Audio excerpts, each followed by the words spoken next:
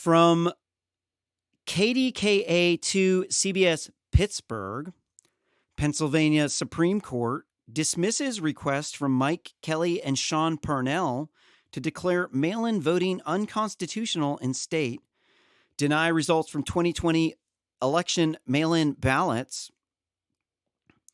A Pennsylvania Supreme Court has dismissed the lawsuit from Congressman Mike Kelly and congressional candidate Sean Parnell to declare universal mail-in voting unconstitutional in the state and to deny votes to the majority of Pennsylvanians who voted by mail in the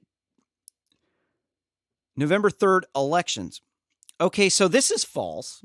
This is fake news. So deny the vote to the majority of Pennsylvania. Really? So what percentage of Pennsylvania voted in the election?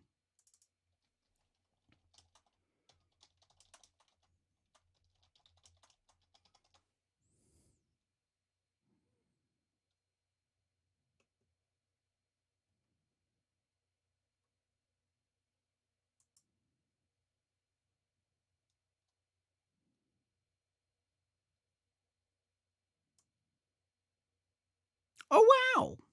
Okay. Retracting what I said.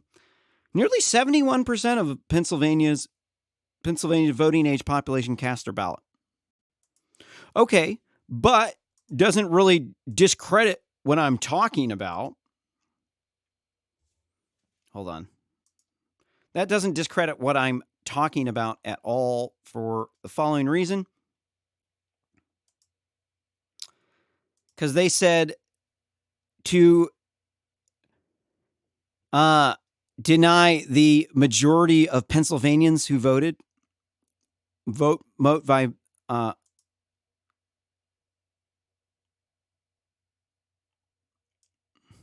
oh, wait. Okay, I didn't read the rest of the sentence. I'm going off on a tangent. The majority of Pennsylvanians did not vote for Biden.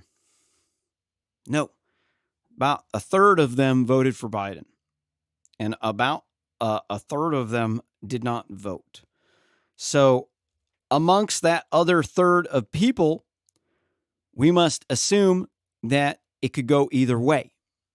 So we don't know whether or not the majority of them voted, but it's the Electoral College.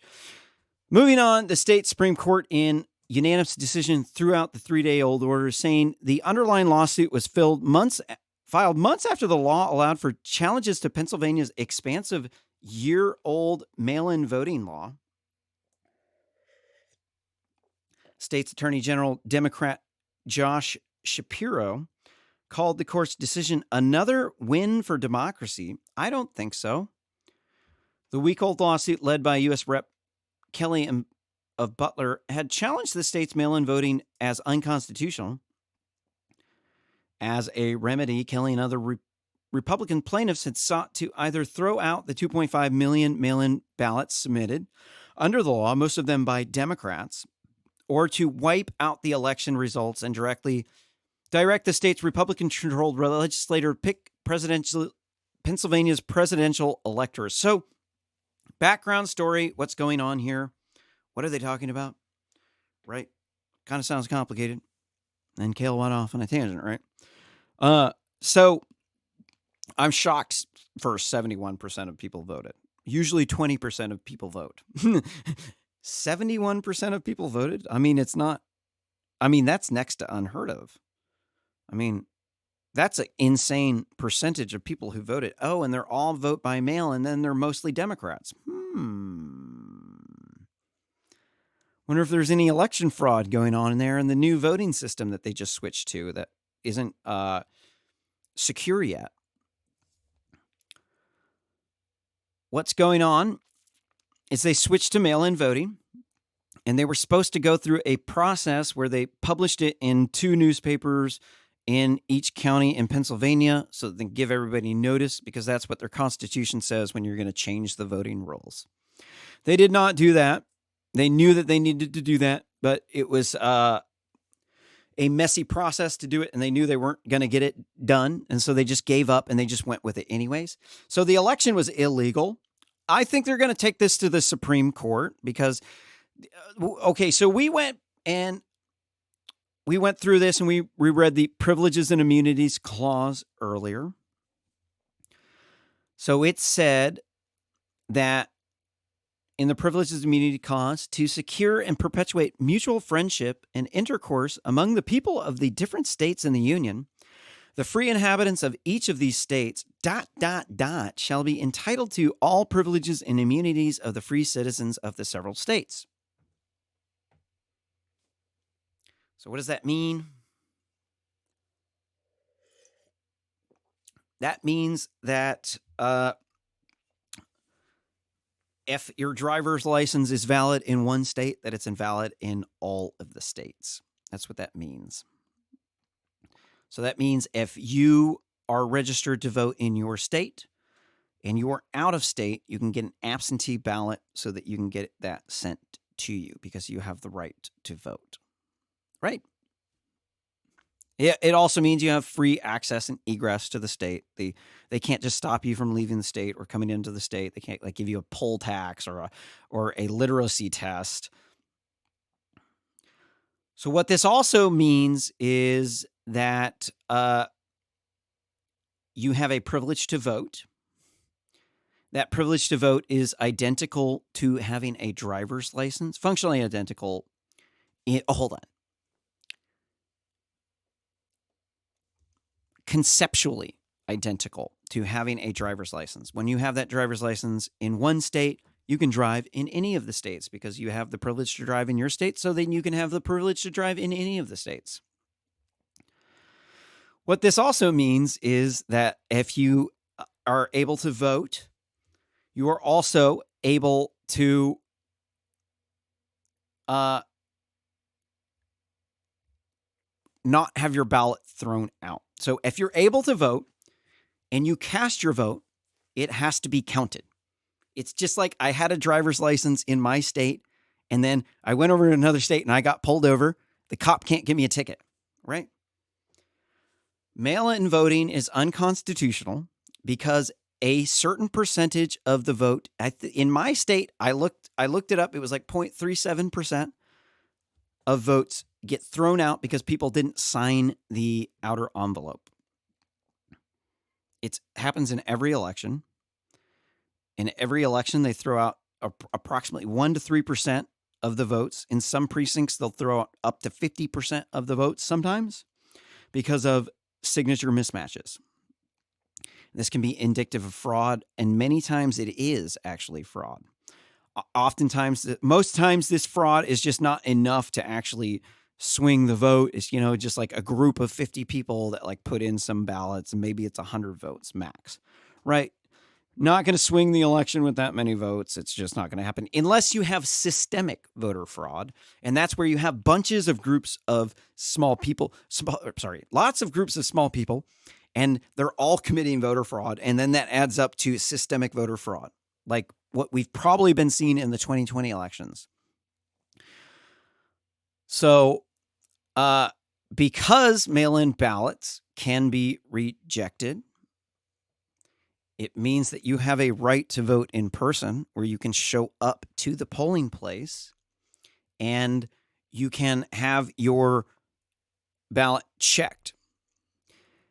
Another privilege that you have is that while you're waiting in line at the polling place, you can speak to other people in line because you have free speech and free association.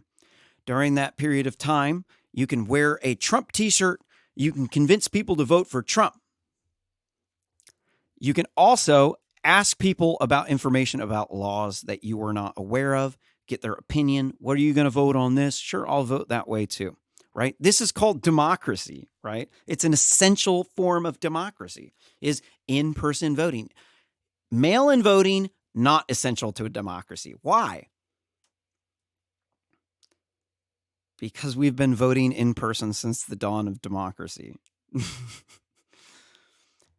When you do mail-in ballots, they're the most susceptible to voter fraud. So you have to do the signature the signature verification. And then what they do is they pull the ballot out and they do a secret ballot. And so they separate the ballot from the signature. And then you don't get a record of that. You don't get a record that it was received, that it was counted. And the reason for that is that people can target you to try to pay for your vote. I'm not sure what I think about that. I don't know if that it count. If Citizens United is legal, makes it legal to funnel in unlimited money into elections because of speech, then you should be able to pay people to vote the way that you want.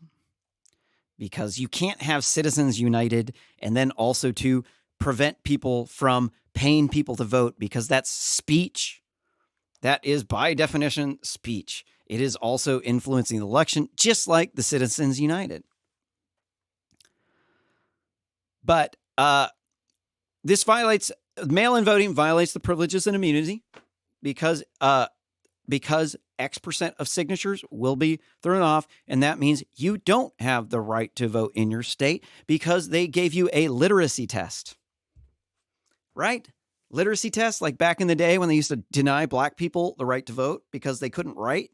They gave you a test on reading and writing. That's the exact same thing that they're doing. This is a literacy test. Hello?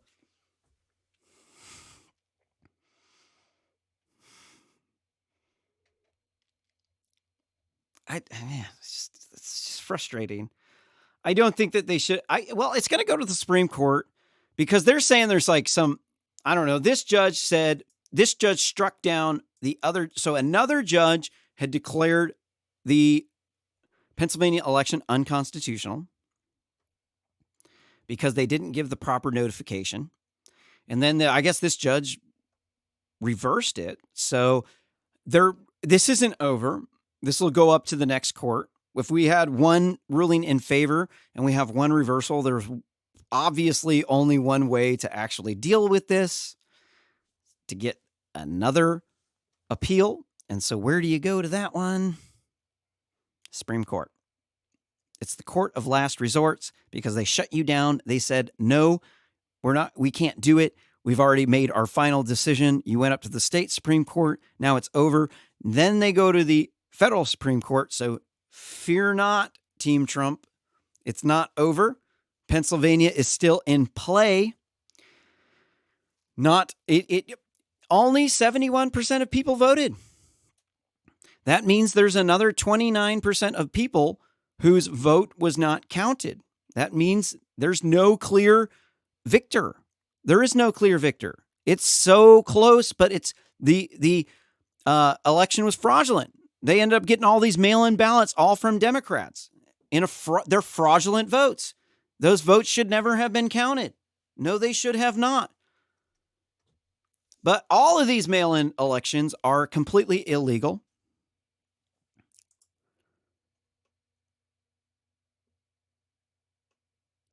Commonwealth Court Judge Patricia McCullough, spelt with a MCCU as opposed to the MCCO of Kel McCullough. Although my family's from Philadelphia. So maybe there's, I don't know, probably not. I think they're a different clan of people. Elected a Republican 2009 had issued the order Wednesday to halt certification of any remaining contests, including apparently contests for Congress.